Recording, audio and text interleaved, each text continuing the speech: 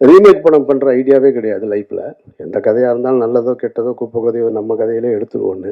சரி, முதல் முறையாக இந்த ஸ்கிரிப்டை வந்து ரீமேக் பண்ணலான்னு சொல்லிட்டு அதை வாங்கி வச்சுக்கிட்டு ஒவ்வொரு ஹீரோவாக அப்ரோச் பண்ணேன். எனக்கு தெரிஞ்ச எந்த ஹீரோ ஒத்துக்கலை. இவங்களுக்கு மோகன்லால் சாரை விட இவங்க யாரும் பெரிய ஹீரோக்கள் கிடையாது இங்கே இருக்கிறவங்க. அப்படி இருந்துமே அவர் பண்ணினதை இங்கே ஒத்துக்க தயாராக இல்லை. சரி, நான் அதோட அப்படியே வச்சுட்டேன். சரி, அதை என்னைக்காவது நம்மளே நடிச்சுக்கிறோம் அந்த படத்தை அப்படின்னு முடிவு பண்ணிட்டு, சரி இந்த பிரச்சனை எல்லாம் முடியும் போது அதுக்கப்புறம் ஸ்டார்ட் பண்ணணும்னு அப்படியே காலம் கடந்து போயிட்டே இருந்துச்சு. இதுக்கிடையில் ஒரு 2-3 வருஷத்துக்கு முன்னாடி அதே மலையாளத்தில் வெள்ளம்னு ஒரு படம் வந்தது. ஜெயசூர்யா நடிச்சது. ஒரு குடியோட கொடுமையை, ஒரு குடி நோயாளியை பற்றி.